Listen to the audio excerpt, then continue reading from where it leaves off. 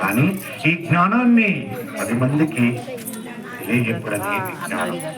అలాంటి రామాయణంలో మనకు నిన్నటి రోజున రామాయణ ప్రవచనాన్ని పూర్తి చేసుకునే సమయానికి రామచంద్ర ప్రభు చక్కగా అమ్మని ఆ లంకాపట్టణం నుండి తీసుకొని అక్కడ నుండి విభీషణుడు, అక్కడి నుండి సుగ్రీవుడు, తార, రుమ, జాంబవంతుడు, మిగతాది వీరులందరితో కలిసి ఆ పుష్పక విమానంలో ప్రయాణం చేసి నంది గ్రామానికి చేరుకున్నారు నిన్నటి రోజున. ఆ నంది గ్రామంలో చేరుకున్న తర్వాత ఇక శ్రీరామ పట్టాభిషేకానికి సంబంధించినటువంటి విశేషాన్ని ఇందాకే మనకు పురోహితులు రామచంద్ర ప్రభు చేయించినంత మేర స్వామి ఏ రకంగా అనుగ్రహించాడో ఆ రకంగా వారు ఆ క్రతువును, ఆ ఉపచారాలను చేసి మనందరి కనులను వీణుల విందుగా చేశారు. అలాంటి పట్టాభిషేకాన్ని రామచంద్రమూర్తి చేసుకునే విధానాన్ని విని ధరించుదాం. మొదటగా అందుకని మనము ఈశ్వరానుగ్రహ మంత్రముగానే చేయమని మన పెద్దలు శాసించారు. అది భరతుడు ఇవాళ మనకి నేర్పుతున్నాడు. భరతుడి ధర్మాన్ని పట్టుకోవాలి. ఎంత గొప్ప ధర్మాన్ని మనకు వివరిస్తున్నాడు. అన్నయ్య రామచంద్ర ప్రభు వచ్చాడు, నంది గ్రామానికి వచ్చాడు. వచ్చిన తర్వాత భరతుడు అడుగుతున్నాడు, అన్నయ్య ఈ రాజ్యం నాది కాదు, నాది కాని దానిని నాదిగా న్యాసముగా చేసి 14 సంవత్సరములు నీవు నన్ను పరిపాలించనున్నావు. నేను పరిపాలించానన్నయ్య, నేను నీ బంటుగా ఉండి పరిపాలించానన్నయ్య. ఒకే అరణ్యములో గాడిద గుర్రం ఉంటే గుర్రము నడకను గాడిద అనుసరించగలదా అన్నయ్య? ఇంత గొప్ప మాట చెప్పాడండి నిజంగా భరతుడి ధర్మంతుడండి. భరతుడి ధర్మాన్ని పట్టుకోవాలి. ఎంత అద్భుతమైన ధర్మాన్ని అన్నయ్య. ఒకే అడవిలో ఒక చోటే గాడిద ఉంది, గుర్రం ఉంది. గుర్రములా గాడిది నడవగలదా? గుర్రములా గాడిది పరిగెత్తగలదా? అంటే దాని అర్థం అన్నయ్య నీ వశ్వం, నేను గాడిదను. అన్నయ్య నీలా నేను ఎలా ఉండగలను అని చెప్పకనే చెప్పుకున్నాడు భరతుడు. ఎద్దు మోయవలసిన భారమును దూడ మొయ్యగలదా అన్నా అని చెబుతున్నారు. ఇంతకాలము రాజ్యం నడవడము నా గొప్పతనం వలన కాదన్నయ్యా, నీ యొక్క పాదుకలు సింహాసనములో ఉన్నాయి. ఆ శక్తి, ఆ తేజస్సు, ఆ ధర్మం, ఆ సత్యం అన్నయ్య నువ్వెక్కడో అడుగులో ఉన్నావు. అయినా ఆ తేజస్సు ఇక్కడి వరకు నీ పాదుకములో ఉండి అయోధ్య రాజ్యాన్ని పరిపాలించే అన్నయ్యా. నేను నిమిత్త మాత్రనన్నయ్య, నేను దూడ లాంటి వాడినన్నయ్యా. దూడకేమెరక ఏమీ ఎరకలేదన్నయ్యా. ఎంత అద్భుతాలు చెప్పాడు చూడండి. అన్నయ్య నీ ఇల్లు సుఖ సంతోషాలతో ఎంతకాలం ఉంటుంది? నీ ఇల్లు సుఖ సంతోషాలతో ఉండాలంటే ఏ ఇల్లు 2 రకాలుగా చెప్పుకోవచ్చు. ఒకటి మనము నివసిస్తున్నటువంటి, 2 మనము అనుకునే ఆత్మ నివసిస్తున్నటువంటి ఇల్లు ఈ దేహము. ఈ దేహము కూడా ఎంతకాలం ఉంటుంది అంటే నీ ఇల్లు సుఖశాంతులు అంటే ఈ దేహం అనే ఇల్లు సుఖంగా ఉండాలంటే ఎప్పటి వరకు ఉంటుంది? పరోపకారాన్ని పట్టుకున్నంత వరకు ఉంటుంది. పరోపకారం అంటే ధర్మం పట్టుకుంటూనే ఉంటాడు. ధర్మం ఉన్న చోటనే భగవంతుడు ఉంటాడు. భగవంతుడు ఉన్న చోటనే సకల విజయములు సిద్ధిస్తాయి. అంటే మొట్టమొదటగా ఉండాల్సింది ధర్మం. ఆ ధర్మాన్ని రామచంద్ర ప్రభు పట్టుకున్నాడు. అందుకని మన ఇంటి ఈశాన్య భాగములో ఎవరుంటారు? ఈశాన్య భాగములు ఎవరుంటారు? పరమేశ్వరుడు ఉంటారు. అలాగే మన ఈ ఇంటి భాగములో ఈశాన్యములో ఆత్మ ఉంటుంది. ఈశాన్యం ఎటువైపు ఉంటుందండి? మనకి ఈశాన్యం ఎటువైపు ఉంటుందండి? ఎడమ వైపు ఉంటుంది కదా. మరి మన దేహంలో ఈశ్వరుడు ఏ వైపు ఉన్నాడండి? ఎడమ వైపున ఉండాలి కదా. ఎడమ వైపు ఏముంటుందండి? హృదయం. ఆ హృదయంలో ఈశ్వరుణ్ణి నింపుకోవాలి.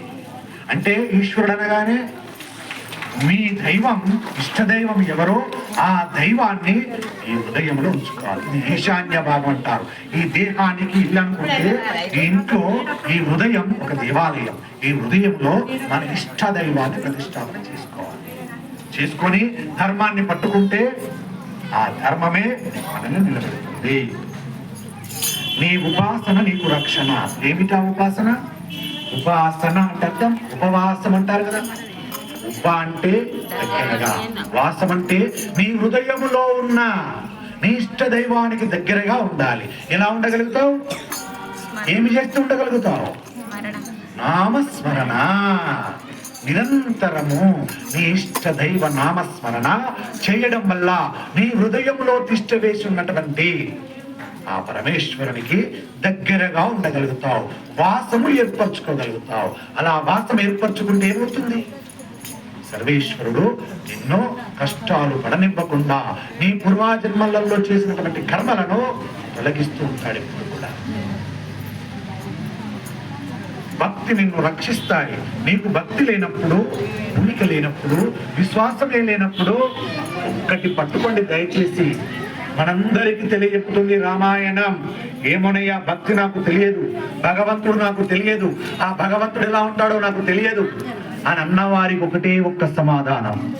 భగవంతుడు లేడు అన్నవాడికి ఒకే ఒక్క సమాధానం. మీ జీవితంలో బాగా గుర్తుపెట్టుకోండి దయచేసి.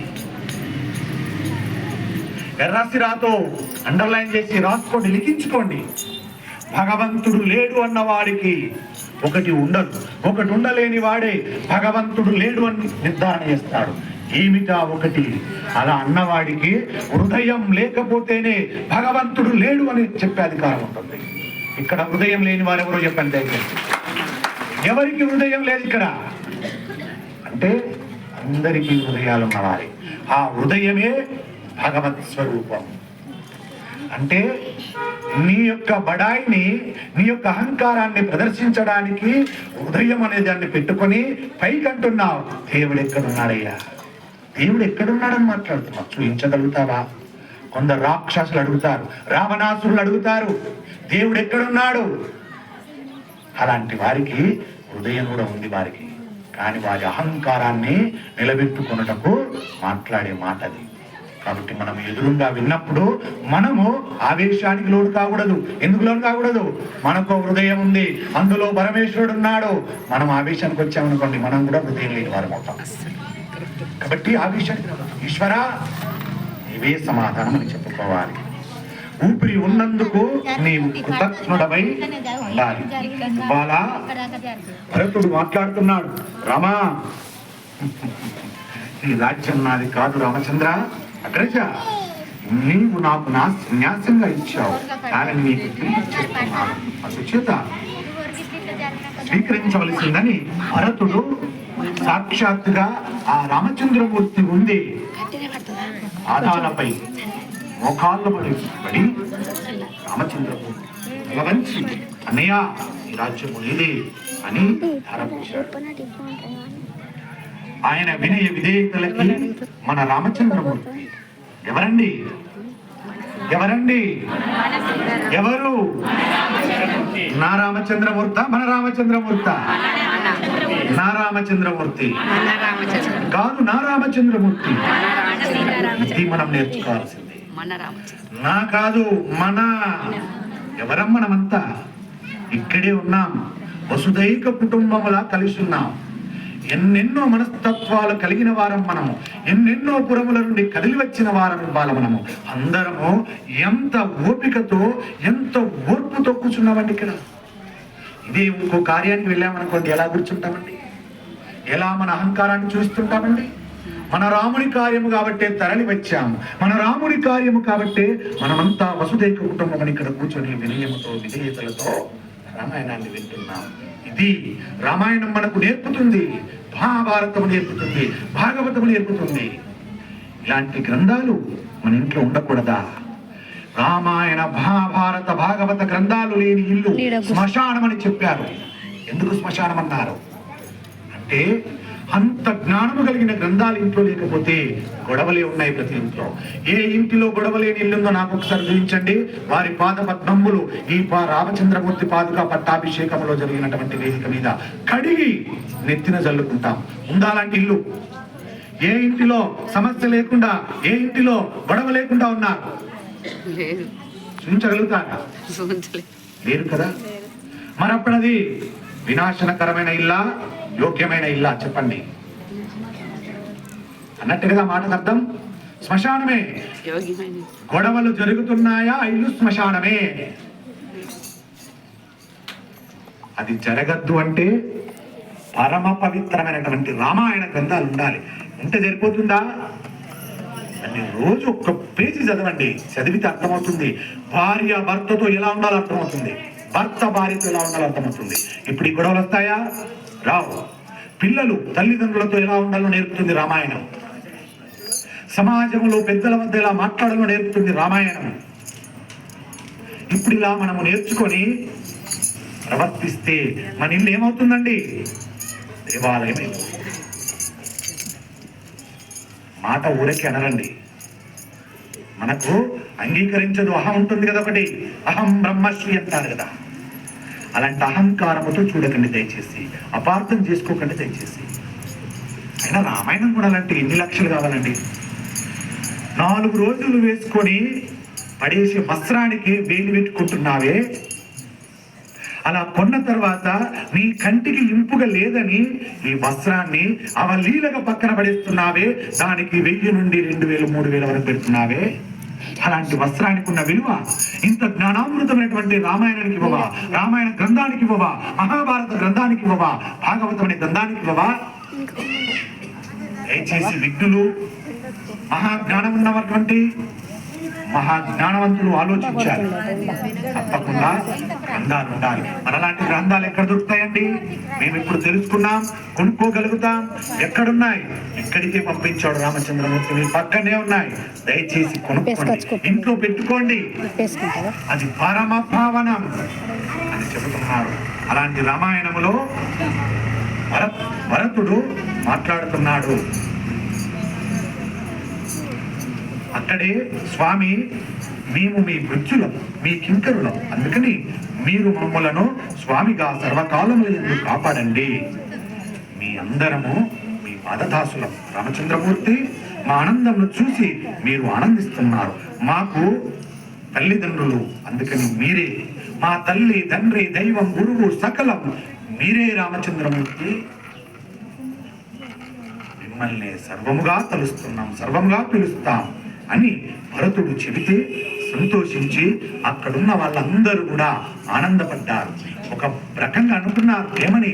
భరతుడు ఇంతకాలము 14 సంవత్సరాలు న్యాసముగా ఉంచుకున్నా ఎక్కడైనా ఏమైనా మోహము కలిగిందేమో, ఆకర్షణ కలిగిందేమో, మరి రాజ్యాన్ని తనే ఉంచుకుంటాడేమోనని అక్కడున్న పెద్దలందరూ కూడా అనుకున్నారు. కానీ భరతుడి ధర్మం భరతుడిది. భరతుడు అన్నాడు, అయ్యా నీవే తల్లివి, తండ్రివి, అగ్రజ అని పాదపద్మములు పట్టుకుని ప్రార్థించాడు. అప్పుడు రామచంద్రమూర్తి రాజ్యమును స్వీకరించడానికి అంగీకరించాడు. అప్పటి వరకు రాముడు పరీక్షించాడు భరతుణ్ణి.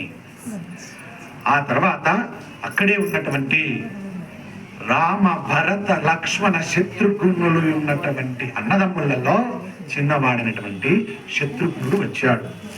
వచ్చి, అన్నయ్య, క్షురకర్మ చేసేవారిని తీసుకువచ్చాను. నీ జటాజూటము జటలు కట్టేసింది కదా, క్షురకర్మ చేయించుకోవలసింది అని అన్నాడు శత్రుఘ్నుడు. ఇక రాముని ఔదార్యము చూడండి. రాముని ధర్మము ప్రతి చోట ధర్మమే చూపిస్తాడండి రాముడు. ఇవాళ రాముని ధర్మాన్ని 89 రోజులుగా చెప్పిన రాముని ధర్మాన్ని ఈ 1 గంటలో చెప్పాలంటే అవుతుందా అండి? ఎందుకు ఈ మాట అన్నానంటే, ఈరోజు కొత్తగా చాలా మంది వచ్చారు. రాముడు ధర్మాత్ముడు అంటున్నావు, ఏమి ధర్మం అయ్యా చెప్పవయ్యా అని మీ మనసులలో ఉన్నది. కానీ నేను 1 గంటలో చెప్పాలంటే ఏమి చెప్పగలనండి? రాముడి ధర్మాన్ని అచంచలమైన ధర్మం, శాశ్వతమైనది ధర్మం రాముడు పట్టుకున్నాడు. అనన్యమైన ధర్మం రాముడు ఔదార్యం చూడండి. ఇక్కడ ఎంత గొప్ప మాట అంటున్నాడు. కానీ తండ్రి ఆజ్ఞాపించకపోయినా నాయంలో ఉండే ప్రేమ చేత స్వచ్ఛందంగా తనంత తాను దీక్ష స్వీకరించి నంది గ్రామంలోకి వచ్చి నా పాదుకలను తీసుకువచ్చి సింహాసనంలో పెట్టి 14 సంవత్సరములు రాజ్యమందు మమకారము లేకుండా పరిపాలించినటువంటి నా తమ్ముడు. అందుకే అన్నాడు రాముడు, ఏమన్నాడు? భరతుడు లాంటి తమ్ముడు లేడు అన్నాడు. సృష్టిలో ఉన్నాడా? భరతుడు లాంటి తమ్ముడు లేడు, నాలాంటి కొడుకు లేడు, ఇలాంటి మిత్రుడు లేడు సుగ్రీవా అన్నాడు. ఎంత గొప్ప మాట అన్నాడు అంటే. ఇప్పుడు ఇప్పుడు ఈ అర్థాన్ని చెప్పాలంటే 30 నిమిషాల సమయం. అందుకే రామాయణం మొదటి నుండి వినమని చెప్తుంటాం. వినలేని వారు బాధపడకండి దయచేసి. ఈ 3 పదాలకు అర్థం కావాలంటే వెంటనే రామాయణం ఇక్కడే ఉంది, కొనుక్కోండి దయచేసి. పెద్ద ఖర్చేం లేదండి, 600 రూపాయలు. 900 ఉన్న రామాయణాన్ని గురువర్యుల అనుగ్రహంతో 600కే పంపించారు మనకు. దయచేసి కొనుక్కోండి. భరతుడు లాంటి తమ్ముడు లేడు అన్నదానికి, రాముడు లాంటి కొడుకు లేడన్నదానికి, సుగ్రీవుడు లాంటి మిత్రుడు లేడన్నదానికి పరిపూర్ణమైన అర్థం రామాయణంలో ఉంది, గ్రంథంలో. కొన్ని చదవండి దయచేసి. అలా తీసుకువెళ్ళి సింహాసనంలో పెట్టాడు. ముందు భరతుడు శురకర్మ చేసుకోవాలి. ఇది మహాత్ములకు ఉండే జ్ఞానం. ఇంటికి అతిథిని పిలిచి నేను ముందు తింటాను తర్వాత అతిథి పెడతానన్నాడు రాక్షసుడు. కాదు, ముందు అతిథి కడుపు నిండా తినాలి. రాముడి ధర్మం అదే చెప్తుందండి.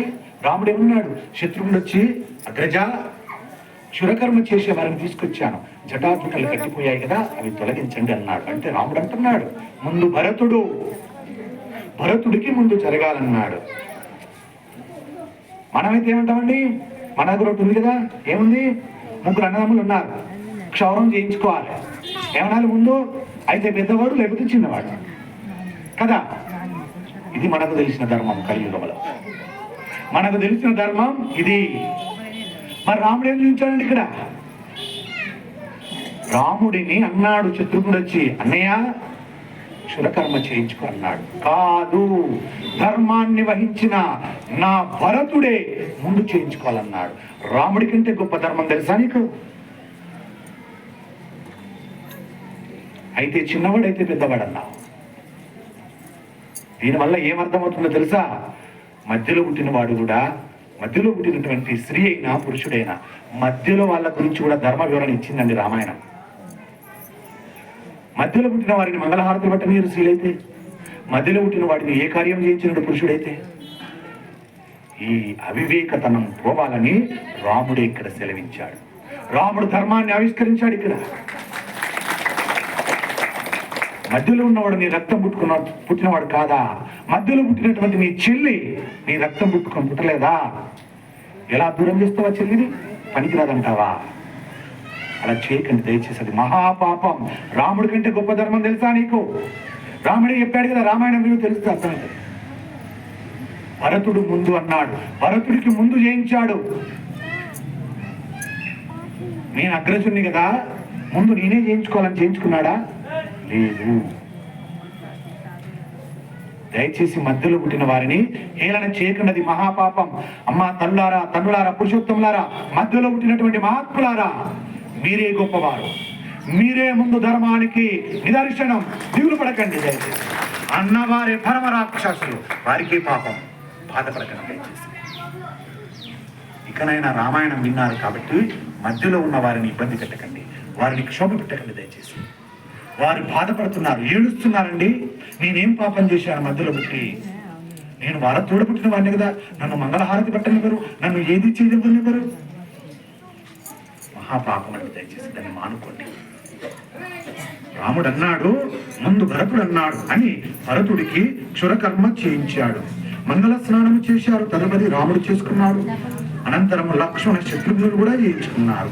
సుగ్రీవుడు విభీషణుడు కూడా క్షురకర్మ చేయించుకొని మంగళ స్నానాలు చేసి పట్టుబట్టలు కట్టుకున్న తర్వాత 14 ఏళ్ల నుంచి ఆ కాళ్ళతో ఎన్ని పల్లేరు కాయలు పుచ్చుకున్నాయో ఆ పాదుకలు ఇక్కడే ఉన్నాయి.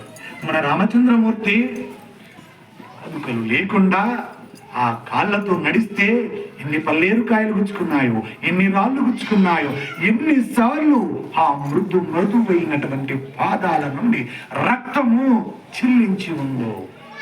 ఎన్ని మార్లు రాముడు అమ్మా అని అంటాడు. 14 సంవత్సరాల వనవాసములు. మనకు పాదుకలు లేకుండా క్షణము నడవమంటే నడవలేని శాశ్వతమైన దేహాన్ని పట్టుకుని అహంకరిస్తుంటావు. పరమ ధర్మాత్ముడైనటువంటి రాముడు చూడండి, పరమ సత్యాత్ముడైనటువంటి రాముడు చూడండి. 14 సంవత్సరాలు పాదాలకు పాదుకలు లేకుండా ఎక్కడ ఇంట్లో తిరిగాడా? పచ్చని గడ్డి మీద తిరిగాడా? అడవులలో, రాళ్లల్లో, ముళ్ళల్లో ఎన్ని ముళ్ళు పుచ్చుకున్నాయో నా రామచంద్రమూర్తికి. నా రామచంద్రమూర్తికి, నా రామచంద్రమూర్తికి. అది ఐక్యత. మనమంతా హిందూ ధర్మంలో ఉన్న వాళ్ళం, సనాతన ధర్మానికి వారధులం, సారథులం. అయినా మనము మన ఇంట్లో రామాయణ గ్రంథం ఉండద్దా? బయటికి వెళ్ళి చెప్పుకుంటావు, నేను సనాతుడనని, నేను సనాతన ధర్మానికి వారసున్నని, నేను హిందూ ధర్మానికి వారసున్నని. నీ ఇంట్లో రామాయణం, భారతం, భాగవతం, భగవద్గీత ఉన్నాయో చూసుకోవాలి. ఉంటే నువ్వు సనాతన ధర్మానికి వారసుడివే, హిందూ ధర్మానికి పరిరక్షించవలసినటువంటి సారథివే. గుండెలింది చేయి తీసుకుని చెప్పుకో, ఎవరికి సమాధానం చెప్పాల్సిన అవసరం లేదు. ఇప్పటికైనా తెలుసుకో, ఇక్కడే ఉన్నాయి. నిన్ను సనాతన ధర్మం వైపు నిలబెట్టడానికి ఆ గ్రంథాలు ఇక్కడికి ఉన్నాయి, తీసుకో దయచేసి. మీరు అనవచ్చు, ఈ మూర్ఖుడు ఏమిటి మరి పదే గ్రంథాలు కొనమంటున్నాడు, వీడికి ఏమన్నా లాభం ఉందేమో అనుకుంటున్నానేమో. అనుకోండి, ఇబ్బంది లేదు, లాభం ఉంది నాకు.